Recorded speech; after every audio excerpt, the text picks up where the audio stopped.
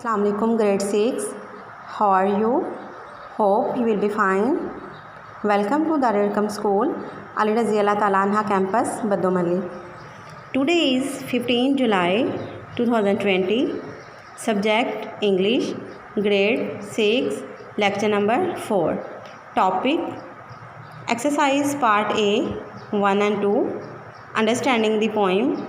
Book page number 35 on notebook. See the first question. What is needed for the twig to become healthy and strong?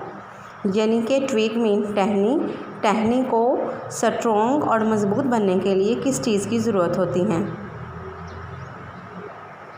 टहनी को मज़बूत और strong बनने के लिए ज़रूरत होती हैं air, water, earth and sun are needed for twig to become healthy and strong. यानी कि टहनी को मज़बूत और स्ट्रॉन्ग बनने के लिए किस चीज़ की ज़रूरत होती है? एयर हवा की, वाटर पानी की, अर्थ एंड सन यानी कि ज़मीन और सूरज की, यानी कि सूरज की रोशनी की, पानी की और हवा की ज़रूरत होती हैं एक टहनी को ग्रो करने के लिए। There is question number B, in what ways will the twig develop if it is care for? यानी कि किन तरीक़ों से ट्विग जो हैं वो डेवलप होगी, बढ़ेगी, ग्रो करेगी अगर इसकी केयर की जाती हैं।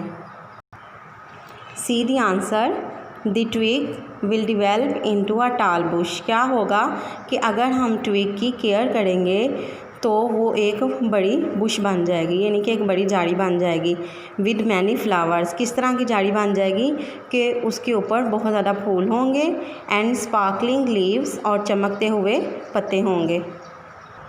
See the third question, question number C, what is a closet? अलमारी क्या है and what might be found there, और वहाँ पर क्या क्या चीज़ें होती हैं? See the answer, a closet is a large cabinet for storage.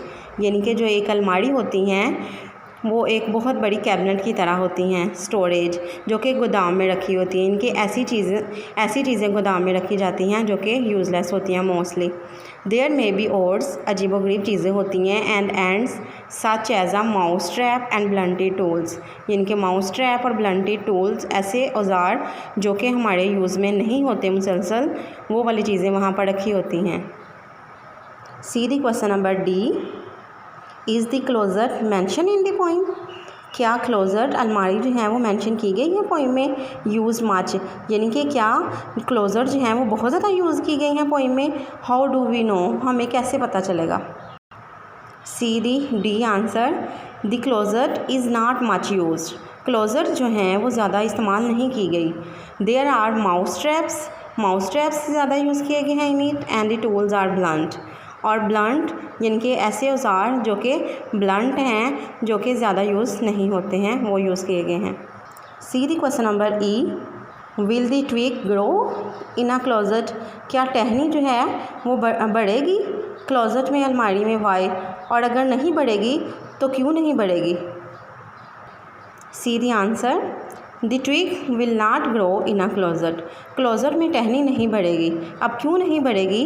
Because it is too dark, क्योंकि क्लोजेट में तो बहुत ज़्यादा अंधेरा होता है, and there is little fresh air inside.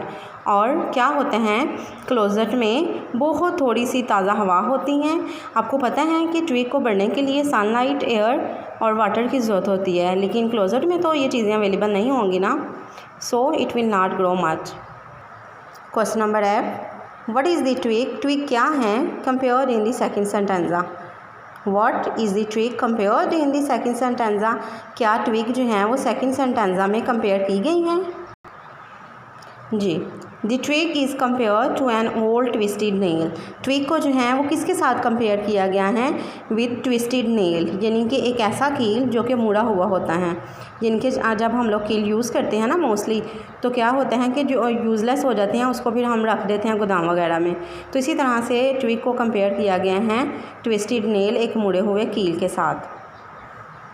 This question is more difficult, discuss it first. ये question जो है ये थोड़ा मुश्किल हैं, पहले हम इसे डिस्कस करते हैं। Do you think the poet has a message और मैसेजेस फॉर द रीडर? आपका क्या ख्याल है कि जो शायर हैं वो पैगाम रखता है पढ़ने वाले के लिए? Yes, the poets message is that with proper handling and caring, even little thing can grow into big and beautiful things।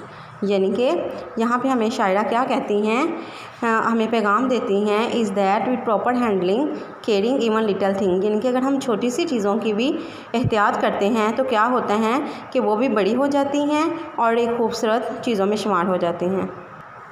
Ji, part 2, find where these expressions are used in the poem. आप देखें कि ये expression जो हैं वो poem में कहाँ इस्तेमाल किए गए हैं। Read the lines a number of time and try to understand the meaning of the expression. Expressions के मीनिंग जो हैं वो उनको समझने की कोशिश करें।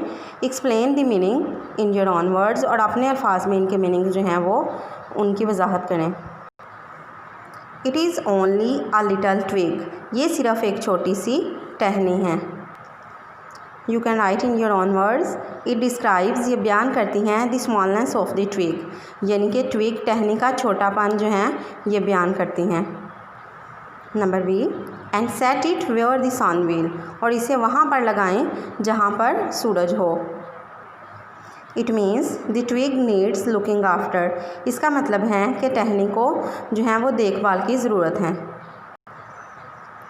थ्रस्ट हिदर एंड थिदर, इनके ज़ोर लगाएं यहाँ और वहाँ।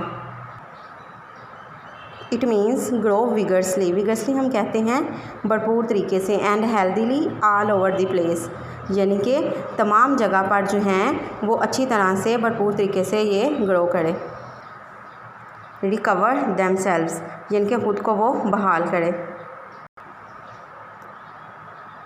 It tells that the bush twig regain their upright posture, यानी कि इसका मतलब ये हमें बताता है कि बुश झाड़ी और ट्विग टहनी जो हैं वो रीगेन यानी कि दोबारा जो हैं वो ख़ुद को अपराइट पोस्चर सीधा खड़ा करे, यानी कि अपने आप को दोबारा बहाल करे।